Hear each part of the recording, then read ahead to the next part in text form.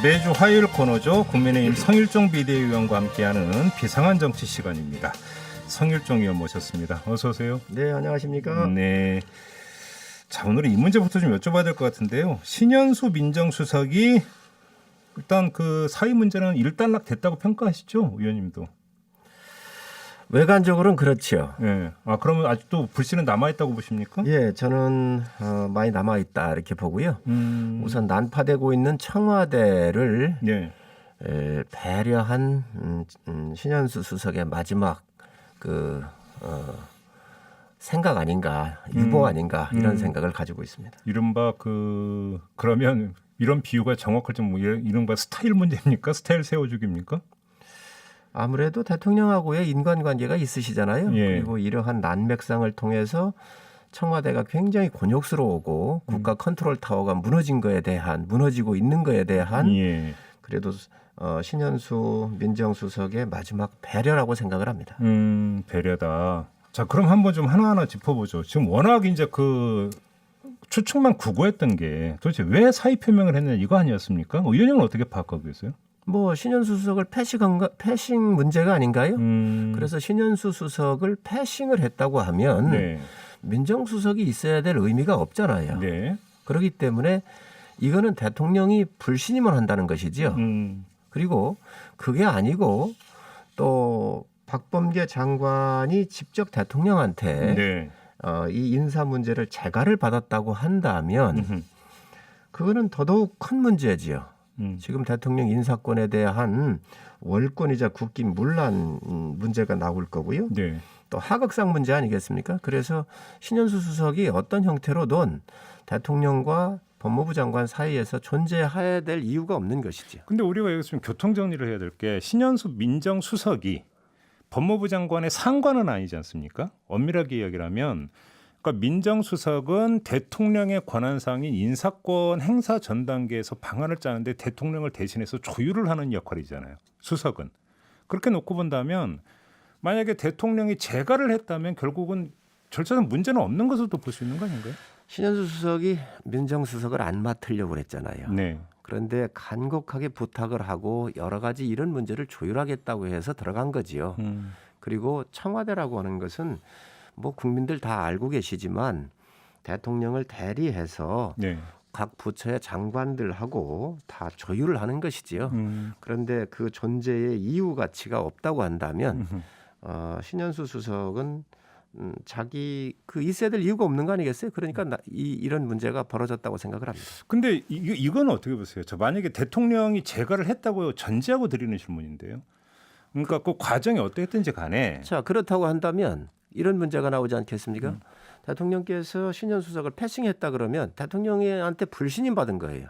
그렇기 때문에 본인은 존재할 수가 없는 것이죠. 네, 그렇다. 그래서 그러면 사의 표명은 정당하다. 그렇습니다. 왜냐하면 그거를 대외적으로 알리면서 하는 것 자체가 항명 아니냐라고는 지적이 있었기 때문에 드리는 질문이거든요. 일단은 비서라고 한다면 그래서 어떤 비서의 진원이나 비서에 어떤 행위가 그러니까 대통령에 의해서 받아들여질 수도 있고 안 받아들여질 수도 있는데 안 받아들여졌다는 이유로 그러니까 밖에 가서 불만을 표출하고 보도가 되게 하고 사의 표명까지 갔던 것 자체가 대통령의 최종 결정에 대한 사실은 반발이고 항명 아니냐 이런 지적이 있어서 지금까 한번 이 입장을 여쭤보는 겁니다. 이 문제는 국가 시스템의 붕괴와 관련된 문제입니다. 시스템 붕괴라고 그렇습니다. 인사의 시스템과 국가의 시스템이 붕괴되고 있는 거 아니겠습니까?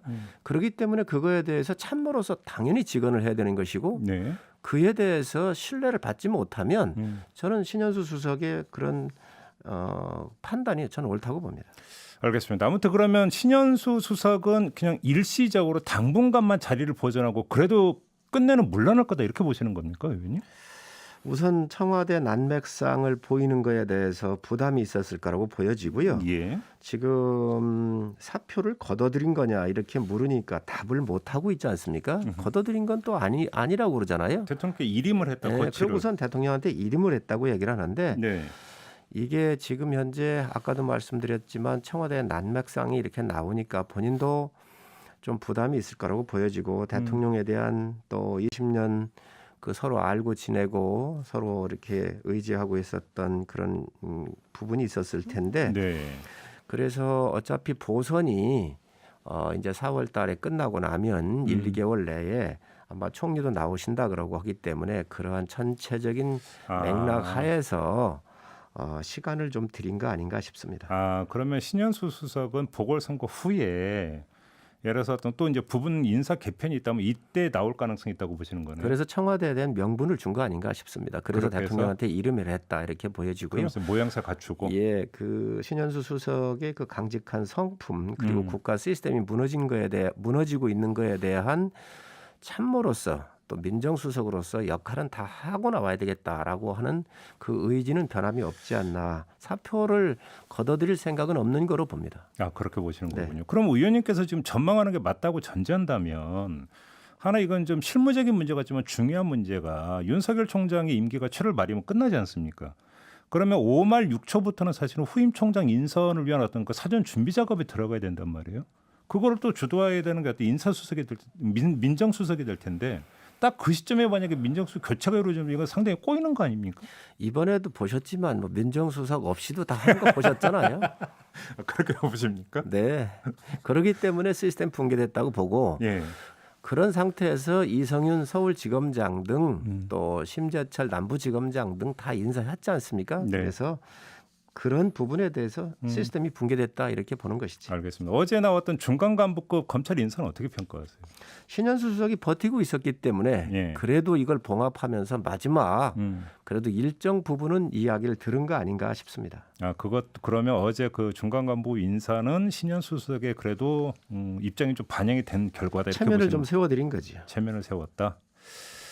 관련해서 하나만 더 여쭤볼게요. 어제 이제 법사에서 연출됐던 장면 가운데 하나가 이제 박범계 장관이 대통령이 이제 그 본인에게 두 가지 말씀을 주셨다면서 했던 이야기가 있어요. 그게 뭐냐면 수사권의 안착과 그다음에 반부패 수사 기능이 축소는 안 된다. 이 두 가지 요제분과 말씀을 주셨다.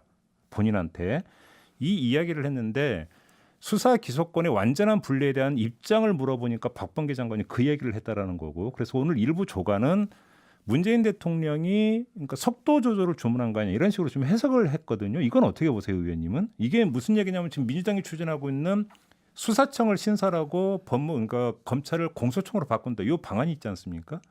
관련해서 속도 조절 주문한 게 아니냐는 해석이 나오던데 어떻게 보십니까? 지금 신현수 사태도 사실 이런 모든 부분들이 함께 연결돼 있다고 보여지고요. 이런 부분들에 대해서 지금 검찰에 많은 그 우려와 국민적 우려가 있습니다. 그렇기 때문에 그런 부분들에 대해서 일정한 부분 아마 염려하는 그런 의미가 아니겠나 생각합니다. 대통령도 네. 그렇게 보시는 겁니까? 알겠습니다. 좀 다른 주제로 넘어갈게요. 지금 그 코로나 백신 접종 문제 있지 않습니까? 네. 문재인 대통령이 먼저 맞아라. 이런 얘기가 지금 막 정치권에서 이제 공방 비슷하게 오가고 있는데 이거 어떻게 봐야 되는 겁니까? 의원님은 어떻게 보세요? 이게 정치권에서 날선 공방을 벌일 사안입니까 이게?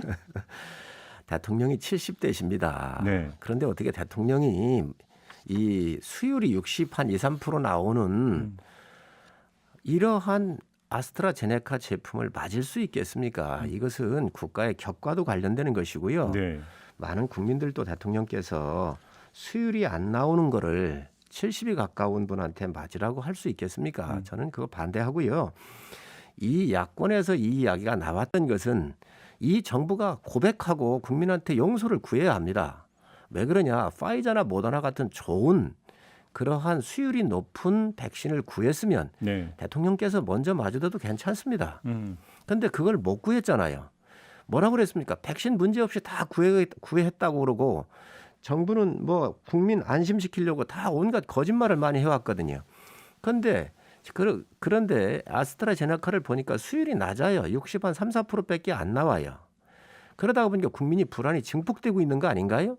그래서 예. 이 정부 여당에 대한 책임의 이야기를 국민들이 물은 것인데 여기에 지금 현재 또 여야 정치인들이 끼어가지고 대통령이 맞느냐 안 맞느냐 그리고 국가 원수가 실험 대상이냐 이런 얘기를 하는데 저는 굉장히 잘못됐다고 보고요. 특히 국민이 뽑아준 이 대표들이 국민 섬기는 게 아니라 대통령한테 아부하는 그 씁쓸한 정치 행위를 하는 것은 굉장히 용서할 수 없는 일이라고 봅니다. 아부 행위라고 하는 걸 뭘 두고 하시는 말씀이세요? 어떻게 대통령이 실험 대상이냐고 얘기를 할 수 있습니까? 정청래 의원 발언 말씀하시는 그렇습니다. 겁니까? 그런 얘기를 하면 안 되는 겁니다. 예. 이 초선도 아니고 3선쯤 되지 않습니까?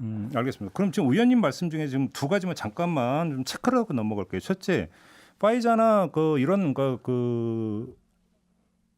좋은 그러니까 백신 놔주고 왜 아스트라제네카냐라는 말씀하셨는데 지금 아스트라제네카 백신과 파이자 백신이 하루 간격으로 좀 들어온다고 하거든요. 그럼 큰 문제 없는 거 아닙니까? 첫째. 양이 어마어마하게 적잖아요. 그리고 네. 아스트라제네카 우리가 그걸 알아야 돼요. 지금 요양병원 같은 데서 근무하고 계신 분들이 네. 대개 65세 이상이 굉장히 많습니다. 근무자도. 65세 이하가 많지가 얼마 안 돼요. 네. 그런데 여기에도 지금 아스트라제네카 이 백신을 맞으라 그러니까 상당수 분들이 93.8%가 동일했다 그러지만 네. 저한테 제가 직접 들었어요. 찾아왔었어요. 민원인들이. 뭐라고 그러냐. 여기에서 이 요양시설에 근무하는데 이 코로나에 감염됐을 경우 아스트라제네카 백신을 안 맞았었을 때 구상권을 청구할 수도 있다라고는 얘기를 했다고 그렇게 그건 가짜 뉴스라고 당국에서 이미 아닙니다. 밝히지 않았습니까? 아닙니다. 제가 직접 민원인한테 들었습니다. 필요하면 밝힐 수 있을 거고요. 그래서 제가 정은경 본부장한테 전화를 드렸어요. 예. 이런 이야기가 있는데 이거 어떻게 된 거냐 그랬더니 그런 적은 없습니다. 이렇게 얘기는 했지만 네. 행정의 말단 기관에서는 그런 염려를 전달을 한 건 맞는 것 같아요. 근데 잠깐만 요거는 우리가 정확히 잡아야 되는 게 그런 이야기가 나왔다는 보도는 있었고요. 그다음에 당국에서 나온 게 구상권 청구할 계획도 전혀 없다라고 분명히 밝혔으면 저도 들었습니다. 민원인이 그렇게 생각하는 것이 중요한 게 아니라 민원인이 오인을 했다고 봐야 되는 거 아닙니까? 의원님? 아닙니다. 그 부분은 그런 이야기를 들었다고 얘기를 했기 때문에 네. 뭐 일정 부분 있었다고 보여지고요. 그렇기 때문에 65세 이상 사람들이 많고 65세 미만인 분들이 얼마 안 되다가 보니까 그랬는데 이거는 어떻게 봐야 되느냐. 좋은 백신을 맞을 수 있는 권리를 선택의 자유를 국민한테 줘야 되는 게 맞지요. 카나다 같은 경우는 3천만에 10배인 3억 개가 준비가 됐잖아요. 그래서 정부는 좋은 거 구할 수도 있고 나쁜 거 구할 수도 있습니다. 그런데 이것을 함께 다 구하지 못한 거 아닌가요? 그래서 백신 준비에 대한 실패 이 부분에 대해서 정부가 국민들한테 양해를 구하고 미안하다고 해야지요. 알겠습니다. 그다음에 조금 전에 하신 말씀 중에 하나만 더 체크를 하면 수율이 낮다라고 하는 게 아스트라제네카가 안전하지 않다는 이야기는 아니지 않습니까? 다시 말해서 그게 곧 안전하지 않은 거지요. 아니요, 그건 저희가 이제 얼마 전에 전문가하고도 이제 그 관련해서 인터뷰를 한 적이 있었는데 효능과 안전성의 문제는 다른 거고 효능도 없다가 아니라 노인에 대해서 65세 이상 노인에 대한 효능 부분에 대한 데이터, 최종 판단을 내릴 수 있는 데이터가 적다라는 의미다. 이 관련 인터뷰 저희가 했거든요. 그래서 드리는 질문, 저 임의적인 지금 저 개인 주장이 아니라 그때 인터뷰에서 전문가가 했던 설명 말씀이 그거니까 이렇게 놓고 본다면 아스트라제네카가 안전하지 않다라고 하는 전제는 성립이 안 되는 거 아니지 않습니까? 국민들께서 한 번만 맞으면 될 거를 두 번, 세 번 맞아야 된다고 한다면 그 자체가 안전하지 않은 것이지요. 두 번, 세 번 맞다는 게 아스트라제네카를 맞았는데 효능이 없으면 그렇습니다. 나중에 다른 걸 맞아야 된다? 그 항체가 생기지 않아서 다시 또 맞아야 한다고 하는 거 한다면 그거 자체가 안전한 거 아니겠습니까? 근데 지금 그건 너무 임의적인 전제 아니신 거예요? 항체가 안 생긴다라고 단정할 수는 없는 거 아닙니까, 의원님? 그게 60 한 3, 4% 생긴다는 거잖아요. 그래요. 공장에서도 예. 이 수율이라고 하는 게 있습니다. 그래서 이 공장의 생산의 효율성을 증대하는 것은 네. 제품이 고르게 잘 나와야지요. 그게 98%, 100% 이렇게 나와야 되는 건데 네. 지금 이 접종한 이후에 이 효과를 보는 것이 60%대 중반밖에 안 나온다 그러면 제품의 안전성에 분명히 문제가 있는 것입니다. 아, 그렇게 보시는 거예요. 네. 효능이 곧 안전성이다. 알겠습니다. 이건 좀 판단 우리 애청자님께 좀 맡기도록 하겠고요. 그러면 결론 삼아서 조금 전에 문재인 대통령이 먼저 맞아야 되네 안 되네라고 하는 것은 별로 바람직한 현상은 아니라고 지금 의원님도 말씀해 주셨잖아요. 그러면 정치권은 이런 쓸데없는 논란 벌이면 안 되는 거잖아요. 그죠? 그럼 여기서 멈추면 멈추는 걸로 치고 그러면 정치권의 목소리는 어떻게 나와야 된다고 그러니까 생각을 하세요? 의원님께서 좀 정리를 해 주신다면. 지금 여당이 예. 정부 여당이 백신을 못 구한 거 아닙니까 이게? 백신을 국민들이 선택의 자유를 선택할 수 있도록 선택의 자유를 주었었으면 될 문제인데 이거를 못 구한 거예요. 그렇기 때문에 네. 지금 80개 국에서 지금 다 접종을 하고 있고 이스라엘 같은 경우는 약 70%가 넘어갔어요. 미국도 18%가 넘어갔거든요. 네. 우리는 인제서 시작하는 거잖아요. 그런데 효율이 낮은 것들이 지금 들어와서 맞다가 보니 문제가 있는 겁니다. 알겠습니다. 그렇기 때문에 이거에 대한 정부의 백신 준비 못한 거에 대한 대국민 사과와 이해를 구해야 합니다. 근데 지금 하나만 마지막으로 여쭤보면 지금 다른 나라 중에서 내가 이 백신 맞을래라고 선택을 해서 맞는 나라가 몇 개 나라나 되는지 혹시 조사해 보셨습니까? 제가 알기로는 별로 없어서 드리는 질문이거든요. 지금 아스트라제네카는 채택 안 한 나라가 더 많습니다. 미국 같은 데는 아예 없잖아요. 아니요. 그러니까 승인이 안 났잖아요. 제가 여쭤보는 것은 나 화이자 맞을래, 나 얀센 맞을래? 라고 국민 개개인에게 선택권을 준 나라가 있나요? 아니 그런 나라는 아스트라제네카를 아예 구입을 안 한 나라가 많습니다. 그래요. 예. 알겠습니다. 자, 이렇게 마무리하죠. 고맙습니다, 의원님. 네, 감사합니다. 네, 국민의힘의 성일종 비대위원과 함께했습니다.